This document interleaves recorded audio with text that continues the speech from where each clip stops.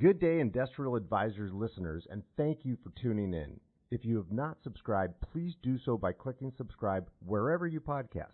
Click the like button and hit the bell if you want notifications of when we put up new content. Leave us a comment about anything we discuss here today or general comments about the show. Now, let's get into it.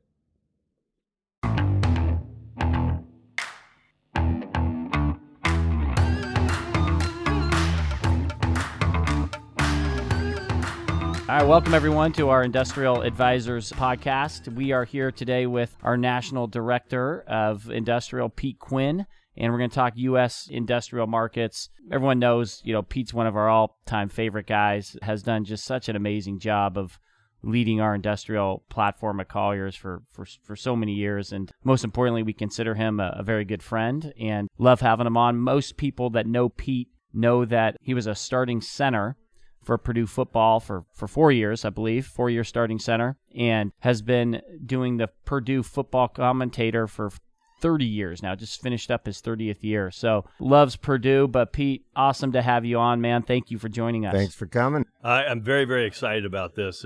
Your setup here is awesome. I got in late last night, and I walked down here just to check the whole conference out. This is one of the coolest things I've ever seen. I hope you guys continue to do this because you bring such great information, and everybody here, you legitimize this conference. They're walking by and watching this, saying, "Wow, we've hit the big time." Yeah, something's going on. Yeah, we got Matt and Bill here. Yeah, right. Yeah. So, Pete, I've known you for years. I've heard 1,000 stories, and all wonderful. You're a unique person. One of my favorite stories, obviously, you were a great Purdue football player. Tell us about one time you played Notre Dame. You told me a great story, if you recall that one. I do, and it's actually a timely story. And the reason it's timely is I don't like a lot of what's going on in college sports right now. Sure. It's kind of driving me a little bit crazy. And I always felt like one of the rules that was a good rule was once you transfer, you can transfer. These kids aren't slaves. They can go wherever they want. But they should sit out a year because it makes it very, very difficult to form a team and when a kid can just leave when he wants and just play right away. So that was one rule that was changed recently. And when they changed it, I thought it was a big mistake. But the story you're referring to, that's all I could think about. I couldn't get out of my head because when I was a freshman at Purdue, we had a new coach, and his name was Jim Young, and he's a Hall of Fame coach now. I just talked to him last week. It was his 87th birthday, and he's doing great, and we're going to have a big reunion in Tucson next year for his 88th. But Jim was rebuilding a football team, and he put in a bunch of freshmen. So we had a freshman center named Pete Quinn and a freshman quarterback named Mark Herman and a freshman tight end named Dave Young, and we're going against Notre Dame, who's ranked in the top 3. And we were 35-point underdogs. This was in their heyday, right? This was 1977. They won the national championship. Yeah, right. They were okay back then. They were very good. Yeah. So we're 35-point underdogs, and we're a bunch of young kids, so we're too stupid to know we're not supposed to beat Notre Dame, so we're beating Notre Dame. And we're beating them well. I mean, at the halftime, I think the score is like 14-3, but we were outplaying them a lot more than outscoring them. Mm-hmm. And we went into that second half knowing we were going to upset Notre Dame and knowing the next year we were top 10 in the country. So we became pretty good really quickly. But we go in at halftime. Jim Young gives us the greatest speech ever. He goes, "I thought it would take us at least a year to get to this level. We're there now. Let's go out and show the world who Purdue is." So we went out in the second half, and we're killing them. By the way, I'm like fired up right now, man. I want to put the freaking pads on, man. Let's Bill's go. going to pop the table here. It was just one of those Rudy games, Right. not to invoke the Notre Dame legend. But we go in the second half, and we continue our dominance, and they had all these great players, but they couldn't do anything against us. And they had a quarterback named Rusty Leash, and he drops back to pass. They're in panic mode. We had one senior starter on defense, and his name was Fred Arrington. He's a great linebacker. He hits Leash so hard that 70,000 people in the stands just went quiet. Ooh. And ambulance came out. They take him, broken collarbone, broken ribs, broken jaw, clean hit. It was just a perfect hit. Wow. So they put in a second-string quarterback call. I'll never remember his name, but he came in 2 plays later. He goes out injured. So they put in a third-string quarterback, and it was a junior that we never heard of, but we thought he had the craziest name. I said, what a crazy name. Who would have named their kid Joe Montana? And he's a junior, and he's third string. And we found out later that the only reason he even made the trip was because one of their backup tight ends got sick. So they let the junior come because he is a junior. Yeah. They put Montana in, and he throws 3 touchdown passes in the fourth quarter, and they beat us, and they go on to win the national championship. And so when they changed this rule, I was thinking in today's environment, you're not going to have those stories because that kid is not going to be a junior or third stringer. He's going to transfer. That's right. And now they're paying kids too, so somebody's going to pay a Joe Montana-like person $500,000 to come play football. So it's a different game now. So it's going to be an interesting season for me. Yeah, the loyalty isn't what it used to be in college football, right? And part of that is because of that. The main part, it's become it's all about me, and there's certain programs it's not about you, and those programs are going to suffer. Yeah. But we'll figure it out. We always figure everything out. We'll figure it out. But it is going to be an interesting season because normally, even though we're not going to play our first, we open up against Penn State on a Thursday night, September 1st. I could talk right now about who our starters are, but I have no idea because kids are going to transfer in. They're going to transfer out. So I'll have to wait a couple weeks before the game to see who's going to be playing. Yeah, yeah. So, Pete, great story, by the way. You've been at Colliers a long time. You've been a phenomenal leader. Unfortunately, it's like we have this quarterback, Joe Montana, leaving our company and Pete Quinn leaving. And so tell us about your time at Colliers and where you're going. It's I'd love to, and you're not going to see much of a difference. You will, but other brokers will. I won't be able to keep up with everybody. You and Bill, obviously, I'm going to talk to you guys as much as I always talk to you guys, but it was a incredible offer from a client of ours that came to me and said, we'd love to talk to you about coming here. I've always been on the brokerage side. I became a huge Colliers fan when we sold. I owned my own company in Indianapolis called Summit Realty Group for 25 years. And when we decided to sell, we looked at virtually everybody wanted us. And we went with Colliers because Colliers matched our culture. Mm-hmm. They certainly didn't pay us the most, but they matched our culture. Mm-hmm. And then I didn't know a lot of Colliers brokers. And then I started meeting Colliers brokers, and they were just phenomenal. I was just stunned. And about a year and a half after we became a Colliers company, I was just a broker, but I had met many of the Colliers industrial brokers. They approached me about becoming the national director, which I did not think I would do because I had done that.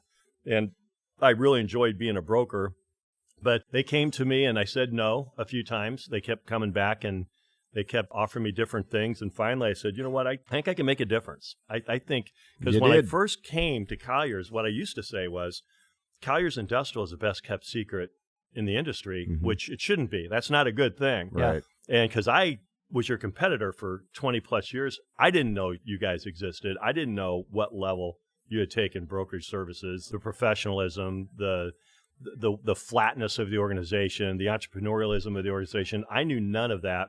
So I thought I'm a very involved person. When I get involved in something like, as you guys know, I got involved with IAMC. I ended up on the board. I got involved with IWLA. I ended up on the board. I got involved with another organization, didn't like how they ran things, so I started my own organization. I'm just kind of a doer kind of a guy. And I saw this as an opportunity to work with a lot of great brokers and help elevate Colliers. And I think I was able to do that in a big way. And I'll continue to do that. I'm just going to, I tell Matt and you and some of the brokers I'm particularly close to, you won't notice I'm gone because I'm coming to all the Colliers conferences. I'm going to come and see you guys. I'll just be sitting with you instead up on stage. And I'm kind of looking forward to that. Yeah. I'll be able to stay out a little bit later now than I used to at these conferences. Yeah. Well, I will say on that topic, Colliers Industrial is certainly no longer a secret. No, it's not. You have flown that flag extremely well. That's right. And you have been all in promoting the brand, promoting everybody. And I think it's probably the thing that we do better than anything else as a company is it's our industrial platform. And a big part of that has been your leadership. So the company you're going to, what's the game plan there? What are you guys focused on? Because, I'm sure we're going to be doing a lot of work together. Well, Gil Borak, the CEO of the United States for Colliers, who I have a deep amount of respect and I consider him a great friend. He's known about this move a lot longer than you think he has. Sure. And when I first talked to him and told him about the opportunity to get on the development side and to build industrial buildings, something always in the back of my head I wonder if I should have been on the developer side. Yeah. That's pretty exciting stuff. And so when this opportunity came on, I called Gil. I was prepared for Gil to say, Pete, I appreciate you. Thanks for what you've done. But if you're going to leave, why don't we just make this your last day? I would have bet $1 million because that's what usually happens. Yeah. And said, Gil, I will stay for another 2 months if you want me to. He goes, yes, I'd like you to. So, how about 6? Yeah. And I said, oh, okay. So my last day, I'm going to be with you guys in Charleston for the Logistics and Transportation Conference. We're going to have a lot of great brokers there, a lot of great clients. It's a beautiful part of the world. When we get done with the conference, I'm playing golf with about 12 guys. When I'm done playing golf, I'm done being a Colliers employee. And that's going to be a weird trip home because I told my wife for the first time in 36 years I'm going to be unemployed for 2 days. And then the following Monday I go to work for the Sandstone Group and I'll go out and start building buildings. And I'm looking forward to learning more about that side of the business. I will correct one thing you said that I helped when I came to Colliers Industrial. Colliers Industrial was already very, very good. And I think the greatest thing about Colliers Industrial is the leadership. Like the top brokers, you guys. I sell, all I had to do was talk about you guys. And as you know, I'm really, really good at talking. Yes, yeah. And so I just started telling people the Colliers story. And it's an easy story to tell. And one of my favorites, and I laugh about it because I do a better job of promoting you guys than you guys do, promoting you guys. But when you and Matt, as busy as you are, you guys are both, you do a phenomenal job being parents. You're great husbands. You're top producers year in and year out. You're always at the top. Both do charity work. I don't know how you do everything you do at the level that you do it, but you do it. And on top of that, during COVID, when everybody else is kind of hunkered down, you guys were out getting your master's in supply chain from Michigan State. And that was one of the greatest stories I ever heard. So when I promote Colliers, I tell stories like that. You know, what's the question you get from everybody, what makes Colliers different? Well, when I was at Summit Realty Group, we had to kind of think through, well, what does make us different? Colliers is a pretty easy story. So I didn't do anything to make Colliers better. I just did a better job of telling the story. Well, you're a phenomenal storyteller, and we appreciate everything you've done. We're going to tap you one last time on your knowledge on industrial real estate in the United States. So tell us, what cities are hot? What are the top cities and what's going on in them from an industrial perspective? It's an interesting question, and it's a hard question to answer. One of the other organizations I'm very involved with, I'm rolling off their board at the same time as IWLA. Yep. So I just spent the last 3 days in Amelia Island with 100 3PLs. Yeah. And these are the owners. They're all in the C-suite. Really great group of people because they all have hundreds of employees, some of them thousands. You have bigger 3PLs, you got the mom and pops, but they're asking me the same questions, but they were asking me the questions, where can I get real estate? Mm-hmm. And there is no easy answer because the traditional markets, the I-81 corridor, Northeast Pennsylvania, Southern California, Dallas, as we've seen over the last few years, the normal markets, you can't find space right now. Right. But even the secondary markets, the tertiary markets are having more activity than they've ever had. And what 3PLs are doing, which I found fascinating and I did not know, they're not even trying to get real estate now because even if they can find it, they don't want to pay those rates because they don't feel like they can be competitive.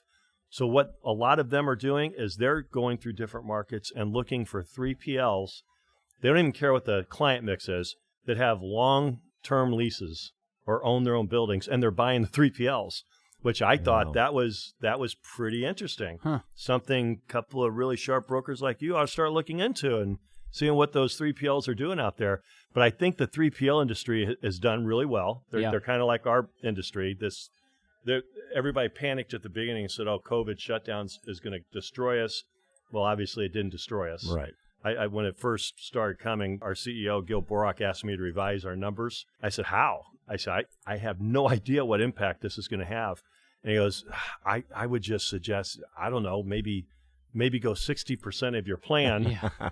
And I said, okay, that makes sense. So I got my calculator out, divided by 0.6. I came up with our new numbers, and of course, we blew it out of the water. Sure. And did better than the original plan. No one could have seen that coming. No. Hindsight, looking back now, it makes sense, right? Yep. But then when you didn't know how this would impact, that's kind of the same with the 3PLs. Yeah. And the ones that took advantage of it and the ones that are out in front of it and the ones that were able to get people to work, they're the ones that are reaping the benefits now, but they have the same challenges that we have. And all they talked about for 3 days in Amelia Island is finding space. It's very, very difficult. Once you find it, how do you make the numbers work and where do you get the labor? So they're really, really challenged with the labor. I have solutions for all of those things that I could fix in 1 week, but I couldn't do it unless I'm a dictator. I can't be the president and have to go through that process. You have to just let me make the decisions and I can get it fixed. A lot of people could, but it's not going to get fixed overnight. So we got some challenges ahead of us. If you're asking me for the hot markets, I think right now whoever has available space. Good point. I remember years ago when I was a broker, I was developer, built an 800,000 square foot spec building in Indianapolis. Michael Browning Investments. Everyone thought, what are you doing? Because that would be like building a 3 million square foot building now. Today, That's what, the average size back then was probably 150,000 square feet. Everybody thought he was nuts. But then all of these supply chain gurus that did the analysis for all these companies, where should you have your distribution center? They all pointed to Chicago. Well, Chicago had no 800,000 square foot building. So they said Louisville. Of course they didn't have one. They ended up in Indianapolis. And the building was not completed yet. He had a 15-year lease on 800,000 square feet. Immediately built another one, immediately filled it. So it's like I hate stealing things from Field of Dreams, but build it and they will come. Yeah. If you build the spec buildings, somebody's gonna need that space. And I don't know how long it's gonna last. If you can tell me that would make my decision to get in development a lot That's easier. right. That good point. I'll answer it. It's going to last a long time. It's going to stay hot. We're not in the 7th inning. We're in the 3rd inning. We're going to keep rolling. Bill's never predicted a bad quarter or the Seahawks wouldn't win the Super Bowl. Well, there you go. There you go. And I've been predicting Purdue basketball to the national championship for the last 12 years. And ooh, it was this year. Yeah. No, we won't go there. It's Gonzaga the fan. wound's still fresh. I know. That's I know. right. That's right. So, well, as you're heading into development, obviously lots of things are going on in the supply chain. Levelers are delayed. And so do you have any concerns about the supply chain as you head into the development world? Yeah, but I have more concerns about supply chain issues as a citizen of our country. Yeah. What we do for a living, We'll figure it out. We're a bunch of smart people, but I get a little concerned for the country and what the supply chain challenges are going to do to our country. As far as real estate is concerned, the rates hurt the small businessman. Corporate America, if you're Kellogg's, if you're some of the people who are attending this conference, they're going to pay whatever the rate is because nothing's changed much. We've been saying for years and years, I've been saying for 20 years that in total supply chain costs, real estate's 4 or 5%. That's right. So they're not going to kill themselves. But in today's world, getting the buildings built will take longer because of supply chain issues, but they'll get built. Yeah. So that doesn't concern me. Yeah. I mean, I just think we are all been just incredibly lucky to be in this industrial sector and to see where it's gone over the last 5 to 7 years, even the last couple of years, has been really incredible. So just feel fortunate to be involved in such a great industry and with great people. It's been a great run. It's I've been telling people for a long time, I've been in industrial real estate for 32 years, and it's the first time in my life I feel like I'm working with the cool kids. Yeah. Because we're kind of looked down on. We got office, we got retail. Oh, yeah, we got these guys in the back room that do industrial.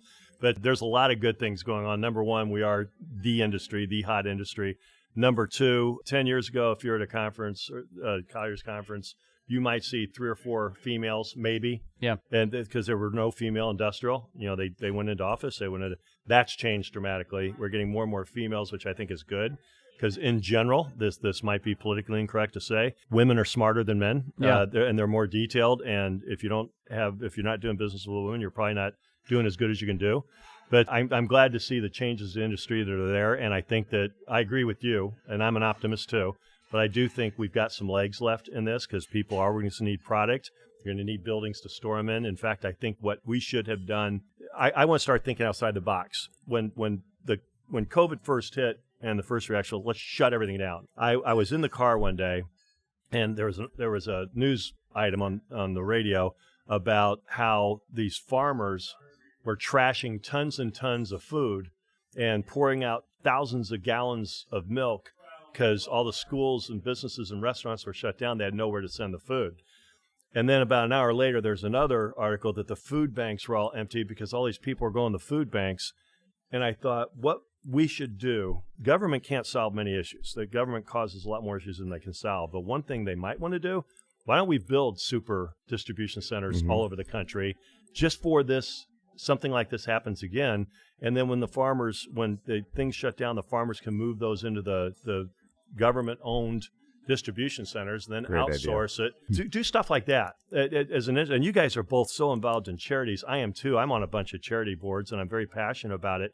Let's start using our expertise and how can we make this world a little bit better. And that would be one way to do it. Next time we have a pandemic, we'll be a little bit better prepared. Yeah, love That's it. right. Well said. Well, Pete, I got to tell you, first of all, having you on the podcast is a testament of who you are as a person. You are a loved person. We're here live at IAMC recording, and we're in this corridor where everybody's walking by. And I think I've seen Pete wave at 100 people just during this podcast. So I want to personally thank you, not only for being on the show, but for your leadership, for promoting our business, for promoting Colliers, and just being an amazing person that you are. Well, I treasure our friendship. I will keep it going. Can't wait to get to Austin in October for Colliers Industrial Conference and sitting in the audience and making fun of the people on stage with you guys. And then we'll have a little bit more fun than I can normally have at those. Awesome. Well, thank you, Pete. I echo what Matt said. You've been great for us and most importantly, a great friend. So talk soon. You're easy to sell, guys. Thank you. Talk soon.